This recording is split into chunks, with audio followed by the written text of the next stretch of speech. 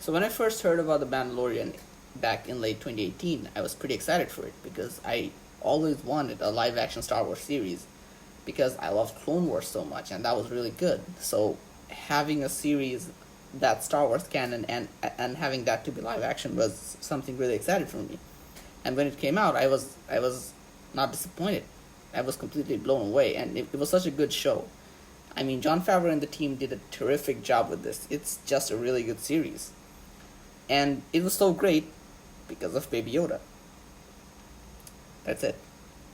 That, that's what's great. Just kidding. The reason The Mandalorian is so good is because it's not a Star Wars series. It's kind of the least Star Wars something can be. That's why a lot of people that have never seen Star Wars actually watched and loved The Mandalorian, because it was a good series.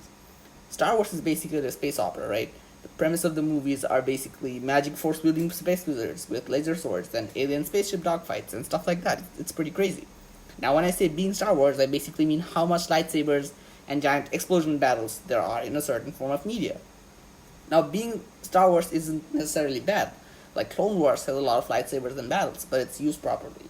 But the prequel trilogy is the best example of something being Star Wars and something being really, really bad.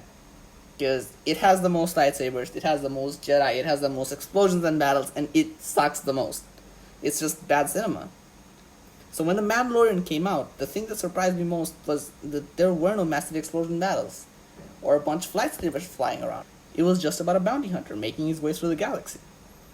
The series was grounded and the characters felt like actual characters and not speaking props, like this guy. The series is a space western. Trust me, that's a genre. It's so unique that they had to make a genre. It's a western set in space, in the Star Wars universe. That's pretty awesome. Now, the newer Star Wars films failed because none of them were bold, and the sequel trilogy is basically J.J. Abrams and Rian Johnson fighting over whose film gets to define canon. Now, The Force Awakens was a really good film, but J.J. played it really safe and applied the old formula. It wasn't bold. Then Rian came in and tried something bold, and everyone shat on him. Like, there are millions of videos on YouTube saying that The Last Jedi is the worst Star Wars film ever, Rian Johnson is the worst director ever, he ruined Star Wars and stuff like that. But he didn't. People said this stuff because the film actually played with the idea of what Star Wars is. It challenged a lot of things, and people didn't like that. Millions of man-children couldn't take it.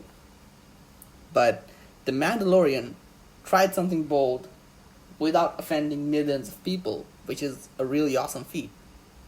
Now, The Mandalorian takes place around 9 ABY. That means after Battle of Yavin. That's how basically we calculate time in the Star Wars saga. That means around 5 years after the destruction of the second Death Star, because Return of the Jedi takes place 4 ABY, 4 years after the Battle of Yavin. Now, after that, the original trilogy ended with that happy beat, the Empire is defeated, the Death Star is destroyed, the Emperor is dead, and stuff like that. But that didn't magically kill all of the Imperial loyalists, because it takes a lot of time and effort to take out an institution as massive as the Empire, because it had the entire galaxy under control.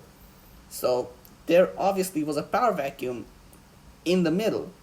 Like, after we saw the end of the original trilogy and the beginning of the new trilogy, there was a 30-year gap and a power vacuum where it took a long time to actually get rid of the Empire. So setting the Mandalorian in that time period was actually an awesome idea. And seeing it through the eyes of a Mandalorian whose planet and entire race was almost wiped out by the Empire was brilliant. And another thing I absolutely loved about the series is that it made Mandalorians into a creed and not race. So Mandalorian is a term usually used to define people from the planet of Mandalore. But after the Great Purge, after the Empire almost wiped out the Mandalorians and took all of their Beskar, the remaining warriors were forced into hiding, and they created the Mandalorian Creed that takes in foundlings that we later found out to be our protagonist. Din Djarin is actually not a Mandalorian by race, but he's a Mandalorian by creed. So that was pretty awesome. And also the core message of the series was very cool. Like, the core message of Star Wars has always been hope. Like, all of the films showed us that no matter how much darkness or evil there is, there is always hope, and hope is the strongest thing in the galaxy. But in case of the Mandalorian, it was change. It showed us that no matter who you are or where you come from, you can change and you can always be better. This message was conveyed by the change of Din Djarin over the course of the series.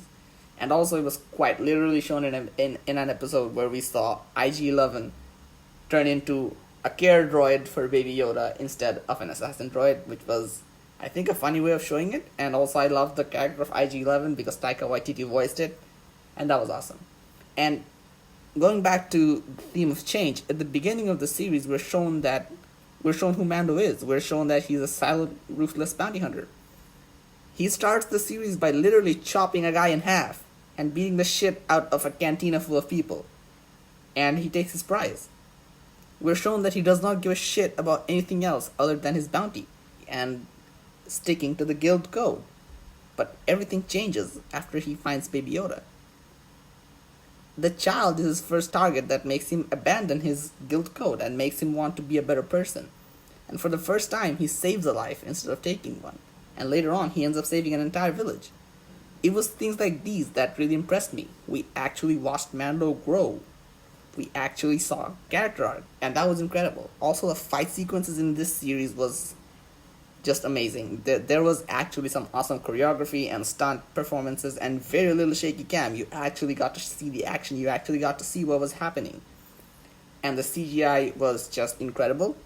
The production design, the costumes, the whole look of the series, and the Western feel of it was just really unique and something we never saw in Star Wars before. And it was downright perfect. And yeah, and that's about it.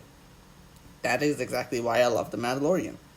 The really awesome story premise, the characters, the plot, the production design, the CGI, the fight, everything was perfect. Mandalorian gets a 10 out of 10.